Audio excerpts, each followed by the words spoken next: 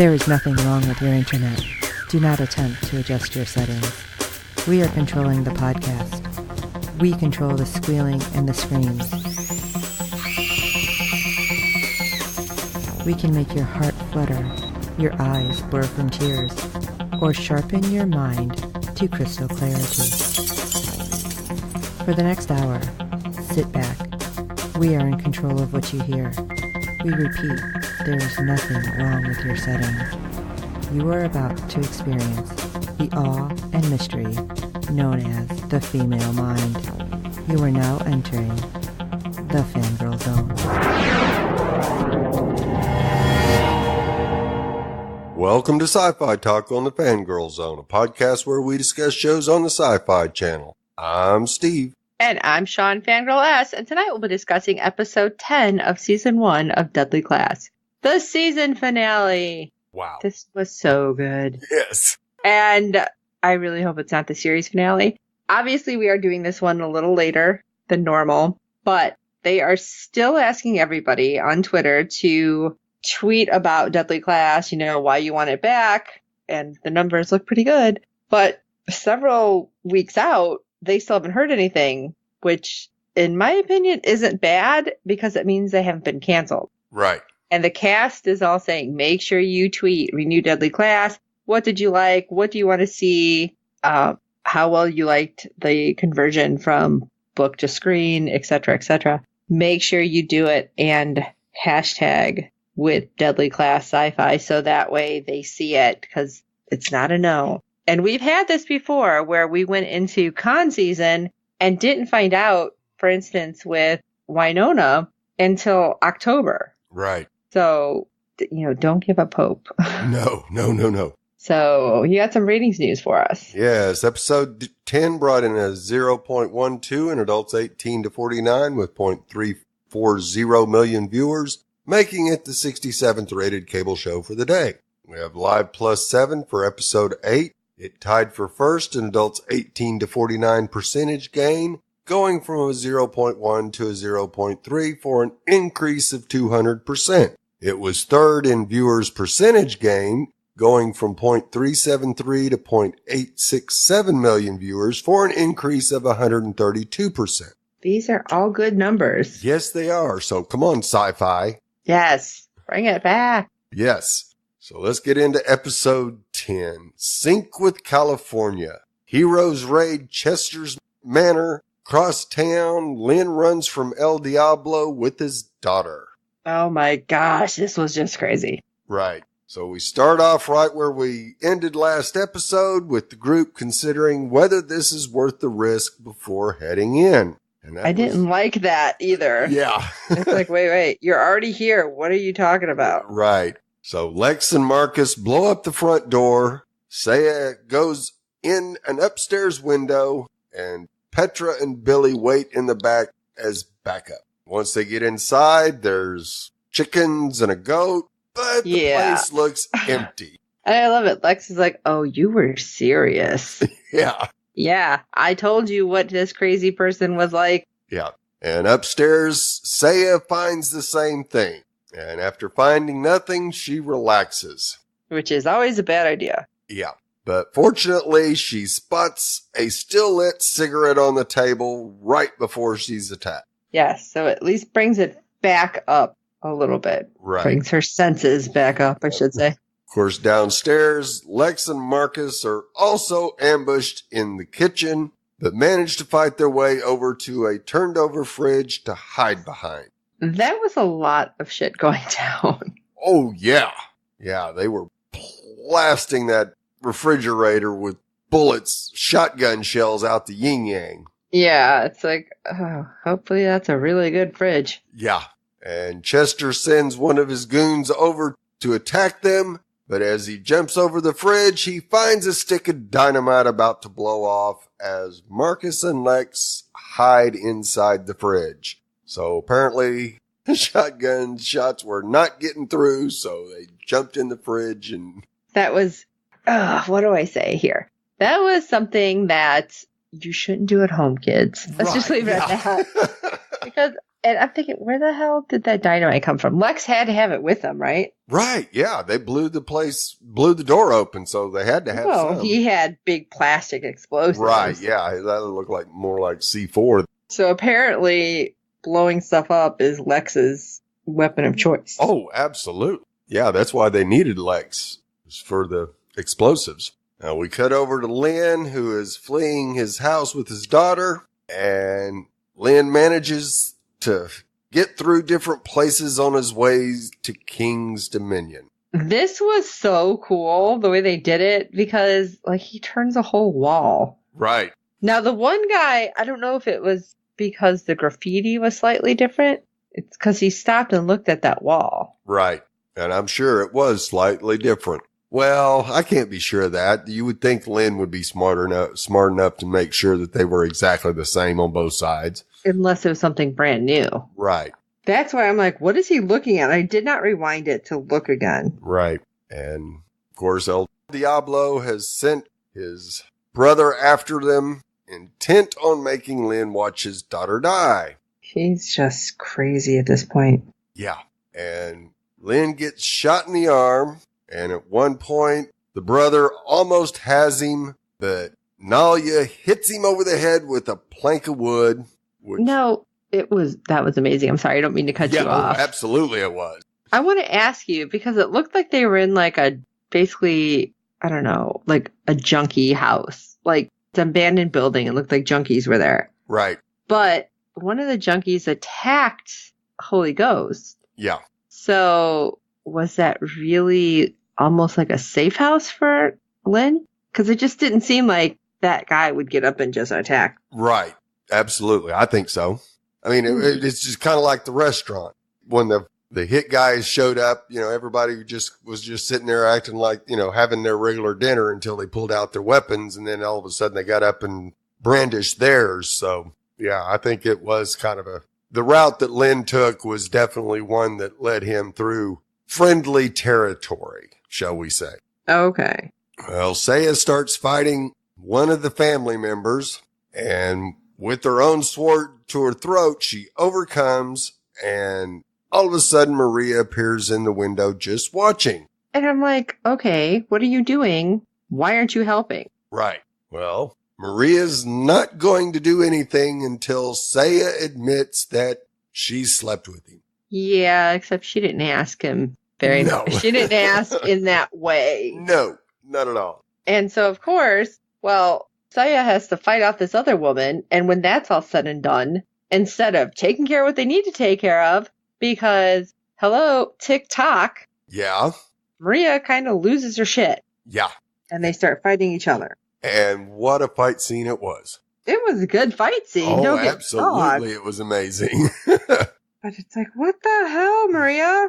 Yeah, you are batshit crazy, obviously. Yeah. Saya takes out the crazy aunt and now has to deal with crazy Maria. And before they're done, bald Bigfoot shows up. Bald Bigfoot. And they manage to make that their priority. But of course, the damage to their friendship is done. Now, of course, this guy, you could hit him with a 18-wheeler and he wouldn't blink an eye. And Billy comes to help, but the guy's so big that poison they brought does absolutely nothing. Yeah, but I wasn't sure if Billy was going to make it up there, honestly. Right. Because Petra's like, no, we were supposed to go in the front door. And he's like, no, it's a trap. I'm going up the rope. And I swear I thought he's a skinny little dude. I didn't know if he had enough upper body strength to get up the rope. Right. But he did. And the poison didn't work because he's just too big. Yeah. And what happened?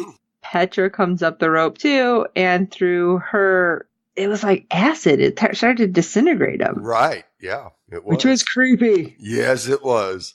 And Billy was super excited because, oh my God, you chose me. Yeah.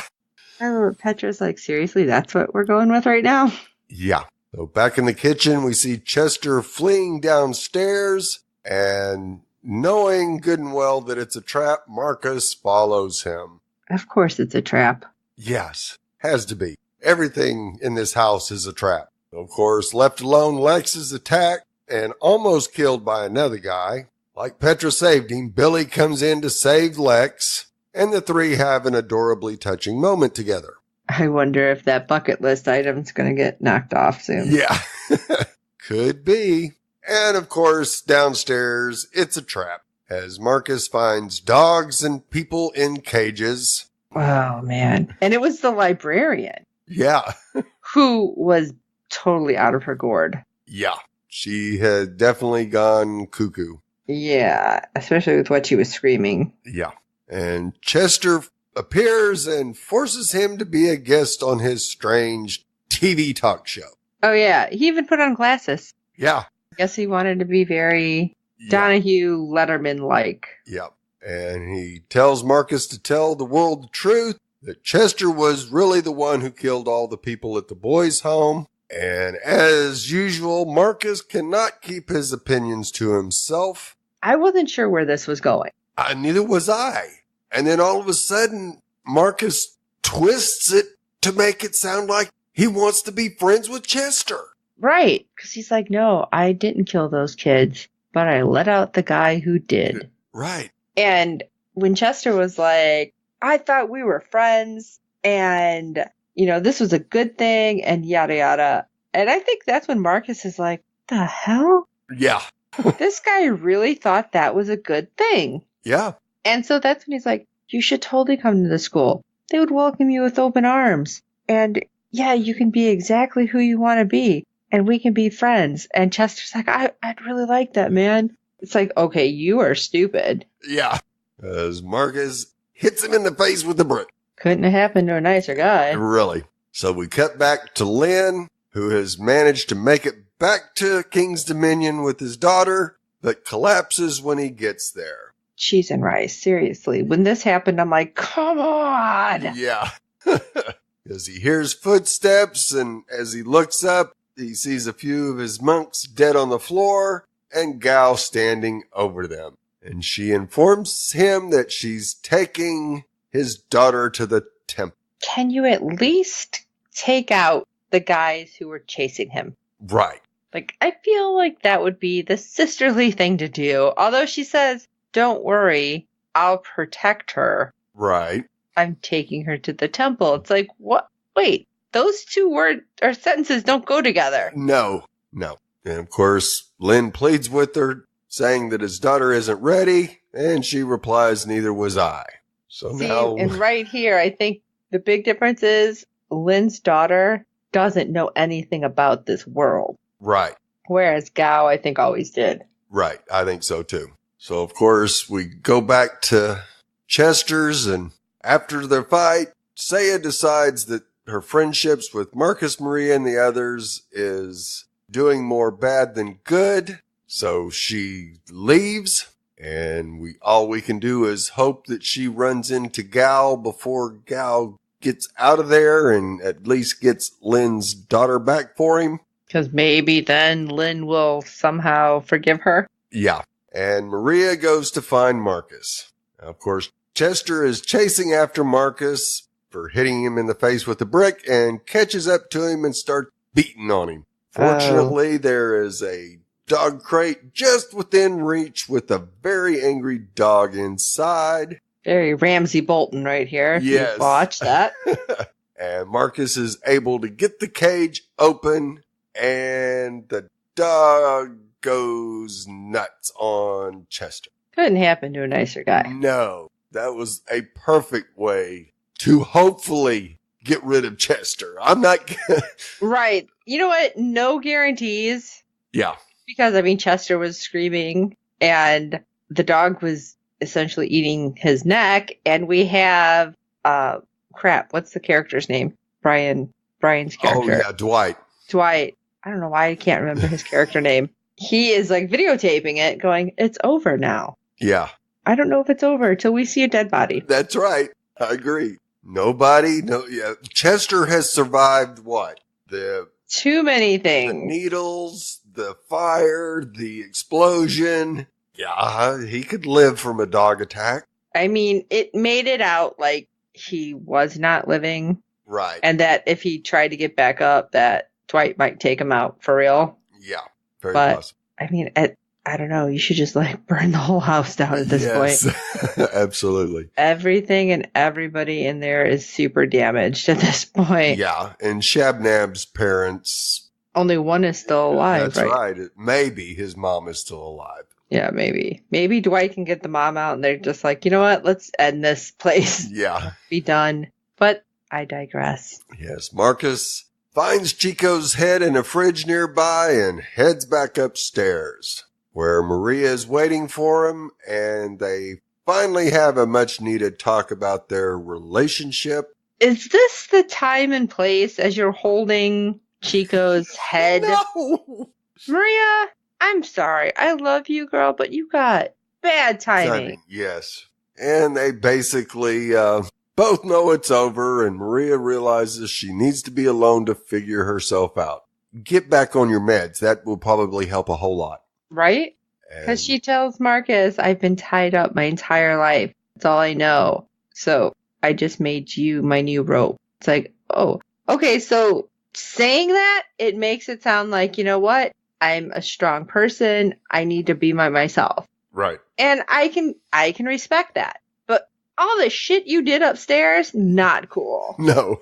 And they really haven't stopped their conversation as they step onto the street, but they do stop when they see El Diablo and his men waiting for them. Yes. And the look on their faces said guilty as charged, because of course he's got Chico's head in his hands. And I'm like, okay, you could say anything. Chester's dead inside. Been like, we found the guy who did it. He had Chico's head. Right. Something. And El Diablo wasn't looking at them like they were guilty. He was just glad that they got part of his son's body back. He seemed rather pleased, not angry. And then out of the blue, Lex pops out of the door, of course, telling them they've got to get out of there now. But of course, he sees El Diablo and the others, and pop goes the gun. And this is what I didn't understand. Okay, you're there. Diablo is looking at Maria, who has the head, and Marcus. And when Lex comes out, he's like, it went tits up. We got to go. Yeah. And why the hell did Diablo's guy shoot him? Yeah, he shot Lex, and I'm like, what the hell? Yeah, exactly. I was so confused because I'm like, why are you shooting him? Right, because El Diablo didn't say shooting. Because for all you guys know, what happened was Chico, they went to Vegas, Chico came along later. Right. And somehow encountered Chester, and Chester said he was going to set him up. Yeah, they could talk their way out of this without any problems at all. Right. But, I mean, we don't know, because we don't even know what happened to Lex. We don't know where Billy and Petra are. Are they in the van across the street, like, watching? Right. And like, oh, shit, what do we do? You know, what's going on? Yeah. Talk about a season-ending cliffhanger. Yes, because we don't know what's happening. So, is Lex alive? Where's Billy and Petra? Where did Saya go? Right. I mean, is she going to catch up with Gao and save the daughter? And Maria and Marcus are face-to-face with El Diablo. What's happening there? Is Lynn going to live? I sound like I could be a cheesy soap opera right now. Right. And where's Willie? Oh, yeah. Because he wasn't even in the episode. I forgot. No. Is he still in the car with his girlfriend going to Los Angeles? Is his girlfriend working for his mother? There's so many damn questions that I'm sure if I read the book, I will find out.